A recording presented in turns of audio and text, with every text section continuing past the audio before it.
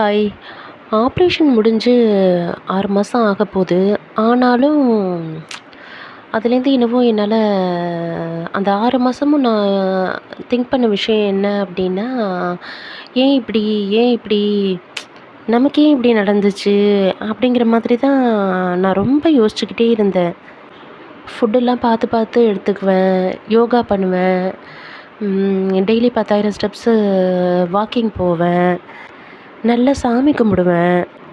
எல்லாமே பண்ணேன். ஆனா, ஏன் நமக்கு இப்படி ஆனுச்சு அப்படின்னு சொல்லிட்டு, அந்த 6 மாசமும் ஒரு மாதிரி ஒரு லூப்புக்குள்ள மாட்டுன மாதிரி தான் இருந்துச்சு. அப்பதான் யோசிச்சேன், நமக்கு வேற வழி இல்ல. ஆப்ரேஷன் பண்ணியாச்சு. இதுக்கு அடுத்தாப்புல இதுலேருந்து எப்படி ரெக்கவர் ஆகுறது? என்ன நான் யோசிச்சாலும், திருப்பி அந்த பழைய நிலைமைக்கு நான் போக முடியாது.